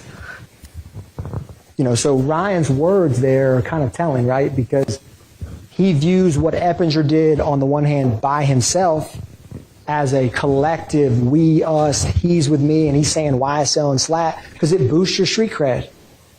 Quite frankly, it boosts your street cred to shoot at the police. And that furthers your gang because you get more of a reputation. And that's what you've heard from the gang detectives and seen why Ryan would have this positive reaction and collective us to Eppinger doing that. It wasn't just Eppinger alone. It's a we, it's a us. And any overt act done to further the conspiracy is held against everyone, to include these defendants. Because when you knowingly and willfully join a criminal enterprise, you got to buy the good, bad, and the ugly.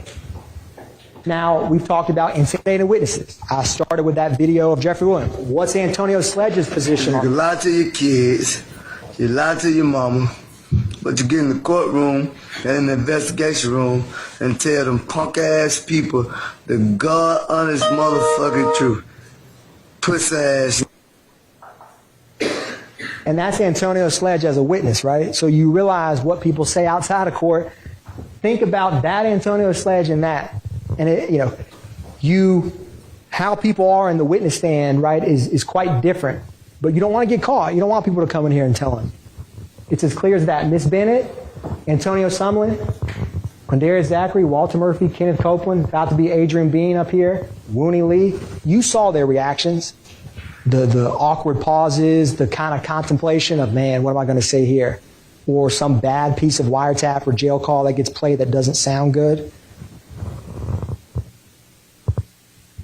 Trontavia Stevens, and Adrian Bean.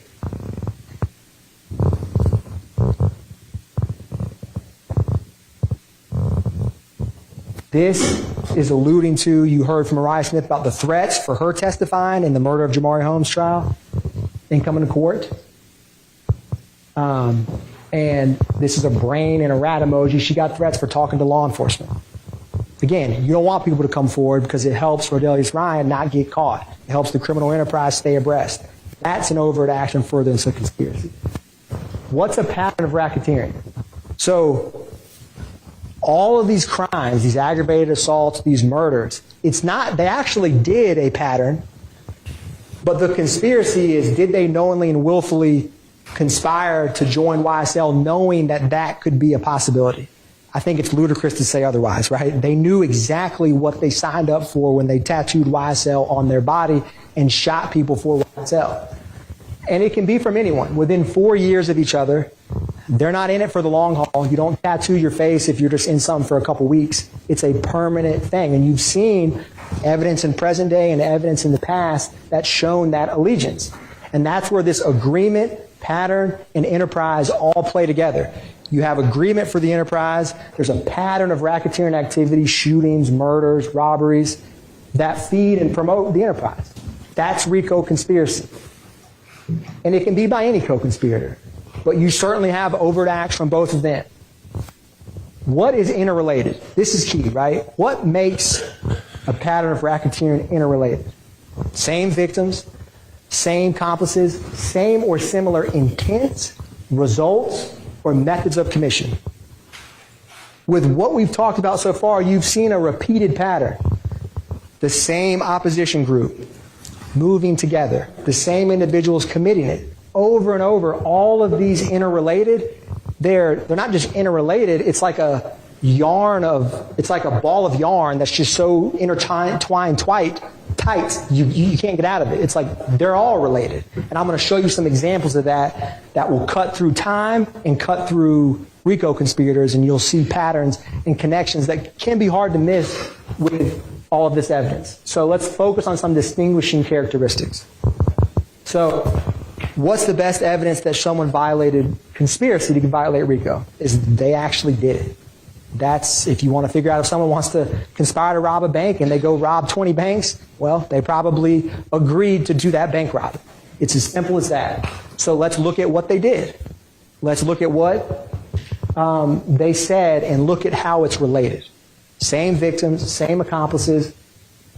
So I'm going to show you some examples that are going to mirror together exhibits from different parts of the trial. Actions speak louder than words. They just do.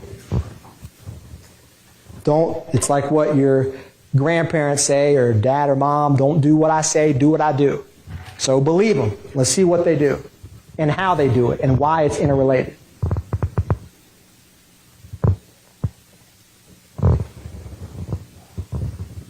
So we're going to see some patterns. They move as a pack, right? What's going to come up is the cell phone records from O.G. Bentley's house, or the spot on Oak Drive where you heard testimony about. This is after the murder of Donovan Thomas. This is both what Copeland and Zachary say that they all went to get rid of the gun and to get rid of the car, because they don't want murder weapons to get caught with them, obviously. So the same individual who called Walter Murphy and Demise McMullen 3 months later when they pull up with a stick, you don't think that Demise McMullen killed Donovan Thomas with Shannon Stillwell, Kendrick driving, and Justin Cobb, and then would go to his friend O.G. Bentley? Of course he would. And where do they go? I mean, 755, 750, this is McMullen and Williams. That's O.G. Bentley's house. 5 minutes of each other. They go from up north, where Sky House is, to down there. Let's look at the next slide. Bradford, 747, O.G. Bentley's house. You need a common place to take the guns and the cars. It's not a coincidence they all just woke up and decided to go, have a pizza party at O.G. Bentley's, within 30 minutes of the murder of Donovan Thomas in a car rented by Jeffrey Williams. That's not a coincidence. And that Copeland and Zachary just guessed randomly of where they traveled. They knew. Let's look at Treadwell, right? He's all over this Oak Drive address because that's where his house was. Now, fast forward, this is Shamel Drinks. Where do they go after the murder of Shamel Drinks? This is Farley, Garlington, and Jackson. The times are a little different, but the general direction of travel is to, look, here's the airport, there's the airport, there's the airport, there's 70. They go to the same location after a murder for a variety of reasons. Maybe to get their story straight. Maybe to all have a common place to go to get away from when you just commit a murder. This is 2022. That was 2015. That's a pattern. I can't think of a more clear example of one. Now, common places to stash and store. You've heard about the web. You've seen more recently Waters Road, and you used to hear reference about the dugout, but the Webb and Waters Road come up frequently. What were some similarities between them? They're places where they can store their guns and can frequently go where no one's going to catch them or bother them. This is Trontavious Stevens. This is Antonio Sumlin. He has the slime tattoo on his body, and Sumlin has YSL here and multiple king slime on his forearm. This is the Webb. There's that YSL. There's the surveillance video right there. Looked kind of similar to Waters Road. Completely different locations. This is from the Instagram where one slug, I'm going to the Webb. And then there was this wiretap. We back at the Webb. What, slug on spot? Yeah, we got that spot now. They ain't slug spot though. We're back at the Webb. It's not slug spot. It's now my spot. They exchange guns. They exchange locations to help the gang. It's quite simply that, right? They need a spot to be able to hang out and lay low. Fast forward to present time, we're about to talk about and see Waters Road, and you saw the phone records both in March, the ankle monitor, it was 3,000 something times per minute that defendant Stillwell was at that 2830 Waters Road. It's not a coincidence, right?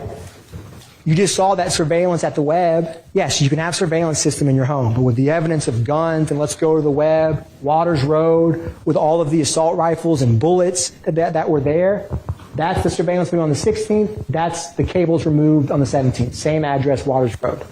It moves and talks and walks very similar to the Webb. Different locations, YSL members to help the enterprise. They all agree to be a part of it, from the tattoos and the shootings and the actions, and there's a pattern. There's a clear pattern. You don't have to be a rocket scientist to figure out this pattern. Same or similar intents and accomplices. So follow me with this. So Donovan Thomas, murdered January 10th, 2015, by YSL. YFN Lucci, whose mother's house is shot on the 22nd of January and the 26th of January, 2015. And then, what do they say? What do they do? What are their methods of attacking or harming a rival? Well, that's the 22nd, 1007 Hill Street. And then the 26th, that is, a window, a mirror window in her home.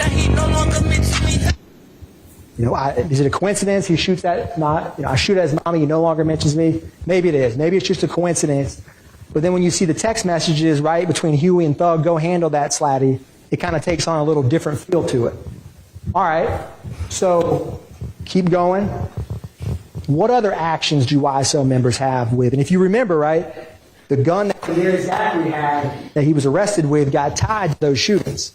So this is where guns change. Multiple conspirators work together in concert. This is a tweet or an Instagram from Jeffrey Williams. If I didn't like what you did for your mothers and kids, I would have been killed you. That's 2019. And then you have in 2020, coincidentally, Kendrick with slat and a snake on him standing on the same Mr. Bennett's car, right? A clear sign of disrespect with a middle finger. And then fast forward, it's not just funny tweets or funny songs or funny cars, right? Let's keep going with this. Same victim, same YSL members throughout all of this. There's the flyer we talked about, right? There's the tweet, go handle it. You saw examples. You saw another example of that when Viv Rito was on the stand. Now, not only do they shoot at his mother's house, murder his friends, tweet at him, disrespect his car, then they try to stab him and actually do stab him in the jail, but they try to kill him is what I meant to say. And you saw the text messages about that. So let's walk through that, right? This is spanning from 2015 to 2022. Agreement, enterprise, pattern. This is when Jaden Myrick stabbing YFN Lucci in the jail. That's YFN Lucci. He's actually stabbed, right? This isn't just some fake violence. Then, this is Shan Stillwell, that same day. They got me on PC with the buttons. Oh, there's no PC. And this is Eppinger and Sumner. Yeah, hey, find out what I can get for that, bro. Huh? Man, find out what I can get for that, bro. Guess what? You know what I'm talking about. I know what you can get for. I just told you where I'm at. Remember that? Okay, so what you need me to do? Find out what I can get, man. I just told you who I'm going to go with. Who you going with? Lucha, nigga. It's unspoken agreement, right? Why is someone, Evan, Kendrick, Zachary have a gun, Shannon tweeting just wet, Lucci's, you know what, ASS up? Not a coincidence. Not a coincidence. Same victims, that's a pattern. I can't think of a more clear pattern. Now let's take this a little bit further. Christian Evans, right? The same one who robbed Terry Hill with a YSL on his face is calling someone who has YSL tattooed permanently on his body and is talking about going to stab Lucci and get permission, right? So these same co-conspirators just work together over time.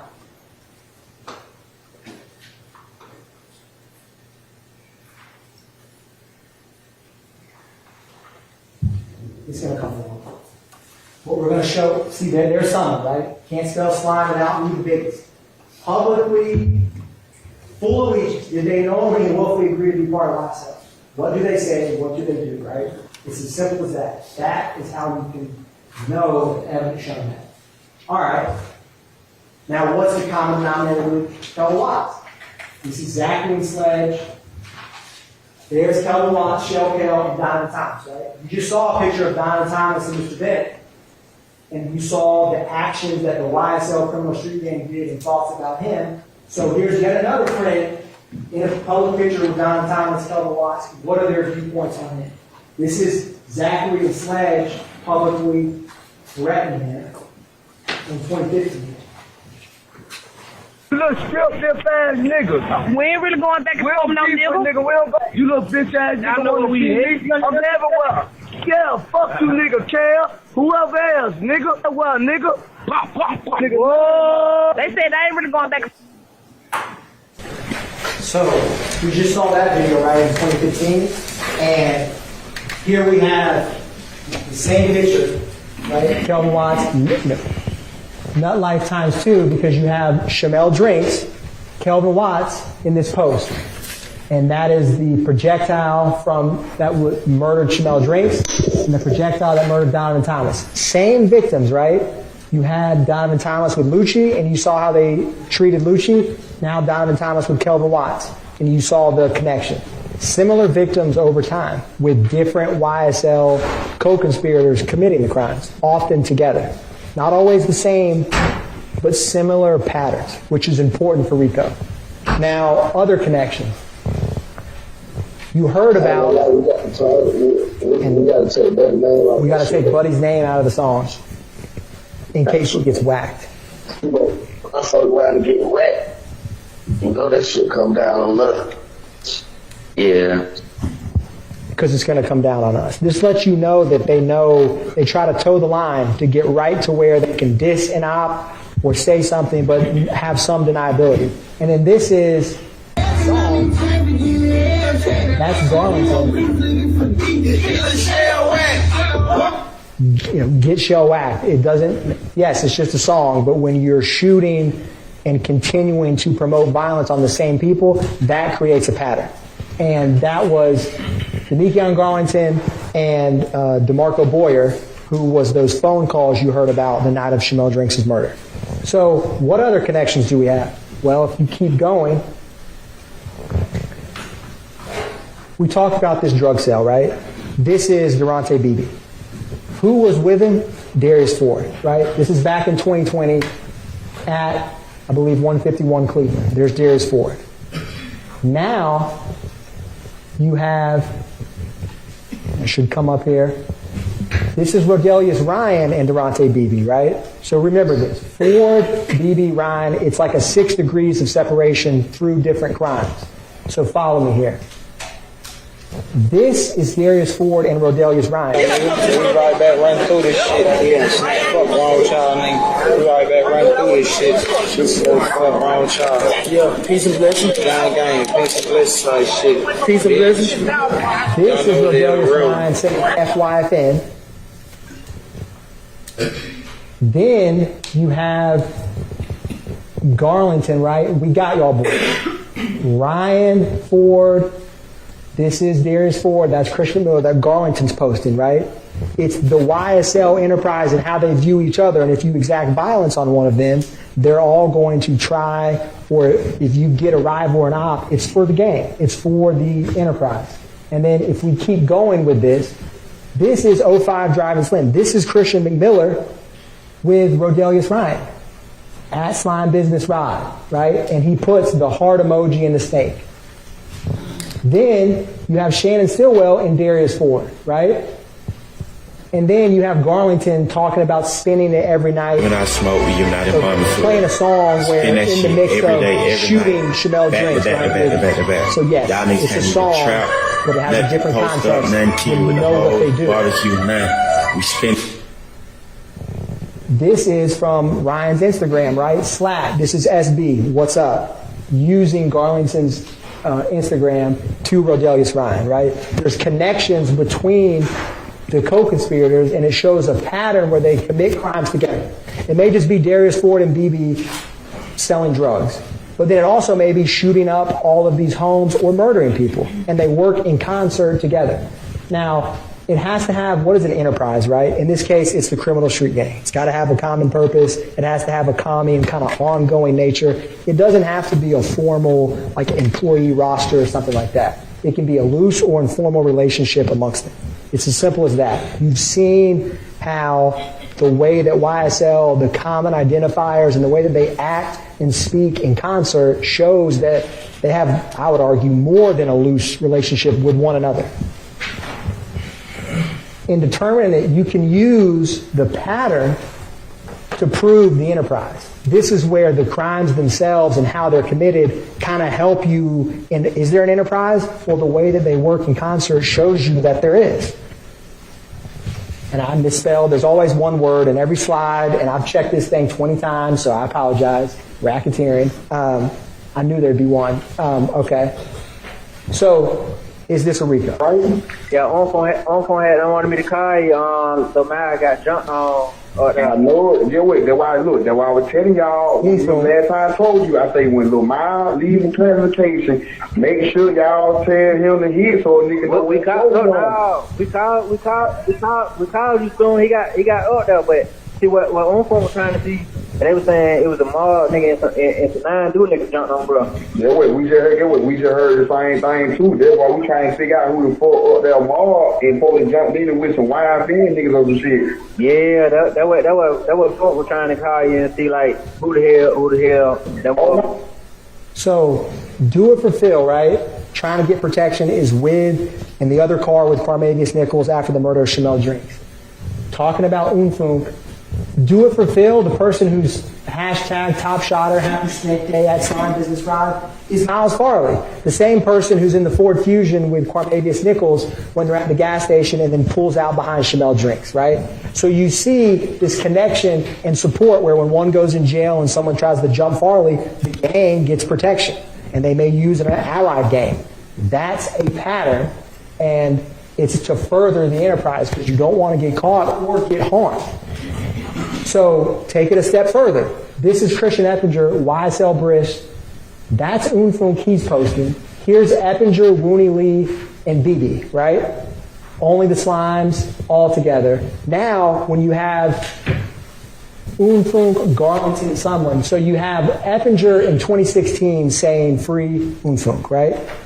Then in 2022, you have Christian Eppinger and Sumlin having that jail call to try to get Lucci, and then you have Unfunk and Garlington trying to get protection because YFN, the same group of Lucci, is trying to hurt Miles Farley. So there's connections between the acts, there's patterns and the interactions amongst each other. And if you take it a step further, then you have Wooney Lee with Shannon. You heard about No Slime Left Behind. Wooney Lee with Kendrick, actively promoting the gang. Yes, it may just be a photo, but when people think you murdered people, shot people, and got away with it, it has a different context to that. It has a much different context. What is Kenneth Copeland roughly 2 weeks before this indictment, how is he interacting, right? He comes up here like everything's in the past. This is Ken Copeland. He heard somebody.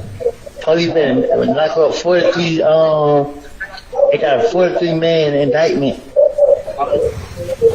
That was phone said? That was Toon said. I don't know, he ain't told me that. Yeah, he said that what he heard, but you know, he probably just talk, ain't no telling. Yeah. Where you think for what? I had Jake out of what's the name of him? Where you think for what though? He just said Rico, I guess. Rico, I guess. That's what he said. But I don't know how true it is. I told you that shit, that's off Instagram. Better stay off Instagram. Yeah. Not like Rico. Yeah. What Rico? I'm not a criminal enterprise, right? They're casually Copeland, and it kind of makes you think when he's in this witness stand, like, I'm a changed man or I don't hang out with them anymore, right? This is him in April 23rd of 2022. If you look at the indictment date, it's May 9th, 2022. That's 2 weeks before that indictment, and he's calling Garlington, who he said told him about what happened, that all of these two defendants when they murdered Donovan Thomas. Think about that when you determine credibility in RICO. Taking it a step further, you have some. No, listen, man, I just got. Well, it's the call where he says he just got off the phone with Rudy, and that YSL stuff is hot. You need to take that down, right? And then at the very end of that, and I won't play the whole thing, but it's in evidence, they say, we need to take that YSL because it's hot, get off social media, right? So that shows you that they know, they just don't want to get caught. This RICO conspiracy, this is your verdict form. When we talked about A and B, it's going to look like this: as to conspiracy to violate subsection A, we the defendant. A, acquire and maintain property, knowingly and willfully conspire. B is those objectives I talked about. Did you participate in the enterprise, knowing and understanding that a pattern of racketeering, which remember, check the indictment for the crimes. Do you think that they knew, when these two defendants from January 10, 2015 onward, that there would be robbery, aggravated assault, intimidating witnesses? I mean, of course they did. But think about that when you look through this, because you have to decide, is it A or is it B? I believe it's both, but you can find either as a jury when you deliberate. And remember, some evidence can factor into both. The robberies can be A. The stolen guns can be A. They also can be a part of B when you create a pattern. And then on the bottom, it's going to ask you about guilty.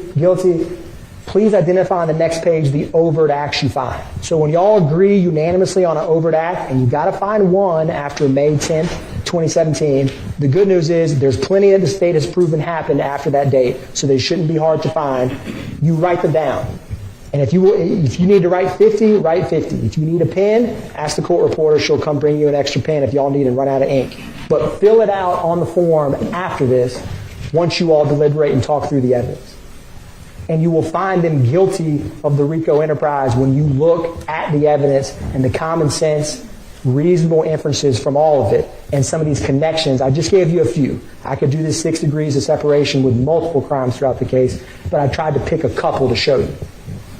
And participation in street gang activity, this is much simpler. You know, the RICO enterprise and the criminal street gang is one and part the same. Criminal street gang activity is there is a gang, YSL. Clearly the evidence has shown at this point that YSL is a criminal street gang, right? Are they a part of that street gang? Do they commit criminal street gang activity?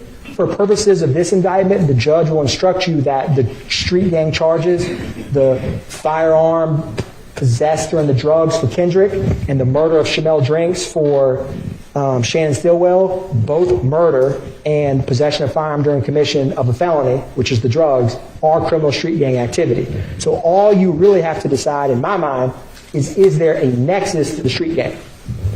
And I'm going to, this goes on to explain criminal street gang activity, which the judge will tell you that for these crimes, they are street gang activity. You just have to find Kendrick and Stillwell and the YSL street gang, which for all intents and purposes is the same as the criminal enterprise we've just been describing.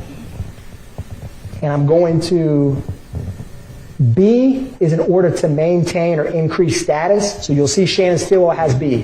When he murdered Shamel Drinks, do you think that was in order to boost his YSL street cred and increase his status?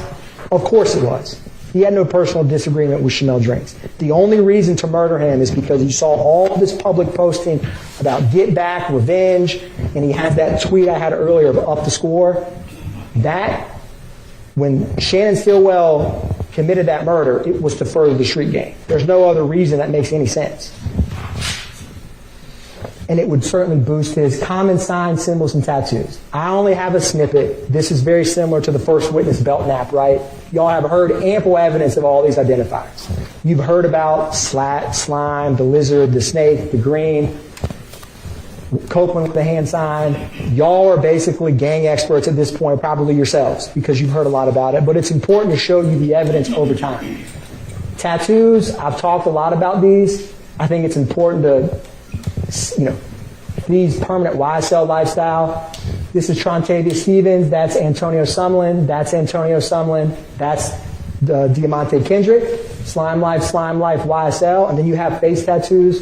Javon Fleetwood. Then you have Walter Murphy's going to come up, and Christian Eppinger. Public YSL tattoos on their face. Essentially a walking billboard for the enterprise. And if you commit a crime with that on your face, it's to help let people know this is from YSL. Going a little bit further, 3 or more members, clearly there's 3 or more. RICO was 2 or more. Gang, you need at least 3, so you can't have a gang of 2 under the law. It's the same principle. That block is easily checked as an element. This is just pictures of multiple. This is Rodelius Ryan adding all of the slimes. This is Kendrick, Copeland, Zachary, ball up them slimes back in 2014. And that's Trontavia Stevens, again, showing you how they publicly accept and acknowledge the gang, at least when they're outside of a courtroom. Going further, this is Quindarius Zachary, November 6th, 2014. Well, I'll keep going, but it's the video y'all watch where he says YSLD, big bullets, and he's pointing a gun at a camera. That's just him publicly. And then firearms, right? This criminal street gang is armed constantly. These are some examples of acts where this is Shannon Stillwell with that firearm, Trontavia Stevens with this firearm. Going further, that's Christian Eppinger with a stock of guns. YSL Brish, who said they want smoke. That's Zachary, still don't know any better. YSL Little D. They have these firearms because they use them. They're not sport hunting, they're not collecting them, they're shooting people with them, as you've seen repeatedly. This is Waters Road, the drum magazine, the double magazine where it's taped together. That was the stolen one from the cargo. I'm just showing you examples, and if you think about it, it's quite a lot of guns, either in photographs or physically introduced. Why do they need them? For the enterprise, and for the context of this, the street gang. This is from May 9th, 2022. All of the guns in the home. Again, 2022 and 2015, they all are stopped and have and use firearms. That's the violence. That's the tool for the street gang. More firearms. This is from Rodelius Ryan in the middle with 6 firearms. This is Zachary with an AK, Zachary with an AK. This is Shannon Stillwell with nothing compatible in the trenches but a carbine, right, in 2020, over at Act 115. Over and over and over, they show you we have guns, we use guns, we're not afraid to use it. Believe them. The evidence has shown it. Gang detectives, I'm not going to go through everything. I think you've heard a lot, right? And what they talked about was not fantasy. Gaither and Dennis, when they talked about getting woken up in the middle of the night with all of this 2015, they interviewed Walter Murphy. They interviewed Quindarius Zachary. They interviewed Copeland 6 times. Not an easy task. All of that stuff they did repeatedly. They didn't just, and they all acknowledged it. This is Jeffrey Williams. The cops asked them all. They know my business in all the jurisdictions. They all testified about YSL Street Gang, identifiers, identified members. Are they all wrong? Are they all just, Gaither and Dennis are just making up crimes? No. YSL is a criminal street gang as shown by their actions And Detective Belknap discussed the origins of Rock Crew, how it became YSL. He also mentioned how YSL, the street gang he started hearing about in schools before the record label was formed, and the rivalry between the YSL and Inglewood family. Simple 2 words, or I guess it's 3. 2015 first wave. This is waves of violence and a tsunami of evidence about a criminal enterprise operating throughout. And the second wave, Rito told you about it. She told you about all these back and forth shootings in 2019 and 2020, and she talked about what was going on in just 1 month, March of 2022. And all of these social media she was clipping by, it seemed like almost the hour, to show this public disrespect. Same group, same victims, same rivalry in YSL and YFN. Nothing has changed except time. That's how you know it's a criminal enterprise actively afloat. May 9th, 2022. So for Kendrick, he's with Duke, Martinez Arnold in 2015 when they're stopped by Trestle Tree. You've seen the photographs of the marijuana and the firearms. He's in Jeffrey Williams' house. This is in May of 2022. Him actively having this arm protection, firearms, and being in a house and then running when the police come with 2 other identified, documented street gang members, it furthers the gang's interest to have multiple YSL members together, even in one of their own homes, because as you've seen, they're going to always be armed and have firearms. So all you have to decide, in my opinion, if you meet the other elements, is there a street gang? Is there 2 or more members? Is his possession of the marijuana and firearm collective construction, which Ms. Hylton will talk to you about, in furtherance of the gang? And I'll argue that it is. Shannon Stillwell's, when you talk about participation in criminal, I made it green to say found. Like I said, I don't need to belabor this much. I think it's quite obvious that Shamel Drinks is a textbook example of a gang murder, where they literally just shoot him because they happen to see him at a gas station. He's a rival, that they're following Kelvin Watts and other postings that are dissing or alluding to the murder of McMiller and Ford, and that's why he kills them. But you don't have a license to just kill who you want because they happen to be in an Instagram post, or you think, or they are associated with a rival gang. That's to boost his street cred within the gang. And then,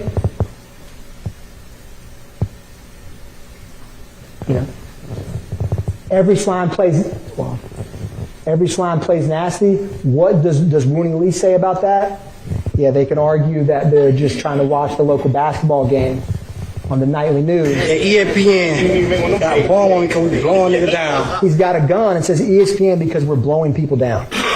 I mean, I don't know what else to say. This is Kendrick's tattoo. You're going to see, this is Miles Farley. ESPN tattooed on the back of his neck. This is going to be Christian Eppinger coming up here. Rise and Slime, ESPN, and then I didn't clip it in there, but there's the song that Shannon Stillwell himself made where he literally says, every slime plays nasty. So these are common phrases, identifiers, and by nasty, they mean violence. You've seen it. Going a step further,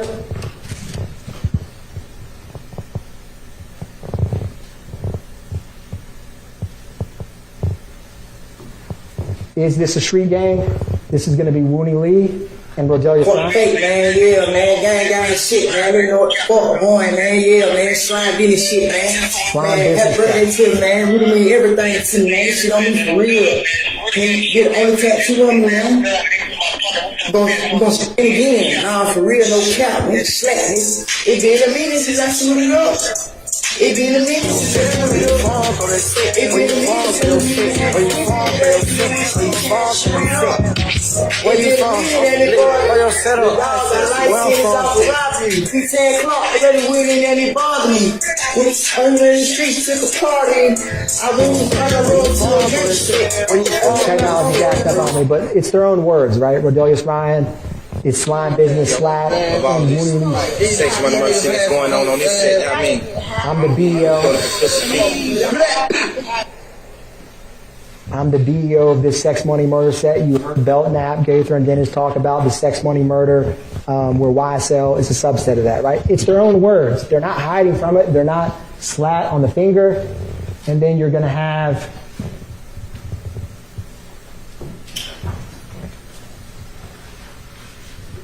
Again, Miles Farley, when the OGs don't feed, it boosts up the crime rate, right? They're actively telling you what they're doing, which was in Rodelius Ryan's Instagram. You all saw this video.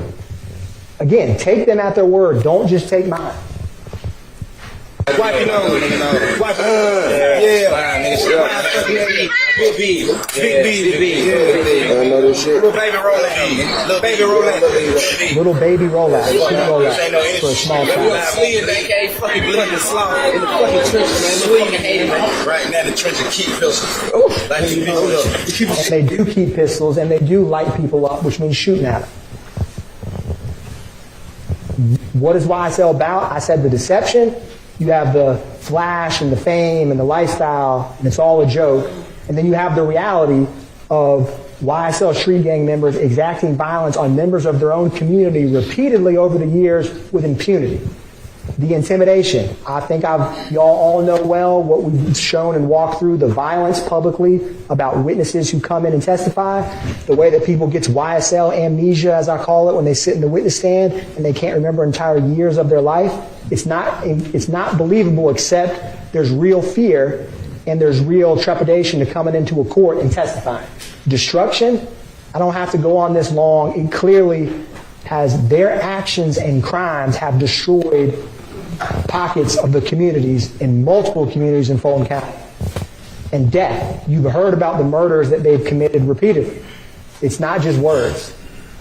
In Fulton County, you can get a driver's license, you can get a fishing license, but what you can't do as a criminal RICO enterprise is no one's above the law, and you don't have a license to kill, and you don't have a license to operate for impunity for a decade at citizens in Fulton County. Because it doesn't matter in Fulton County if you're the richest, if you're the poorest, it doesn't matter anything about who you are. You don't deserve to be victimized. And a criminal enterprise has a lot more power and strength. And the crime that they've done, the pattern, the evidence, the agreement that they've had from publicly proclaiming it is clear. That this RICO enterprise is very real. It's more than just a conspiracy. It's alive and active. They willingly and knowingly agree to it. And they don't think that anyone will hold them accountable. But as reasonable, fair-minded jurors, when you deliberate and walk through the evidence, and you compare the evidence with the law from the judge, there's no conclusion but guilty on count 1 RICO. And I argue it's both subsection A and B, but that's for y'all to decide. And these crime charges, the criminal street gang and RICO, I ask you guilty on all those counts.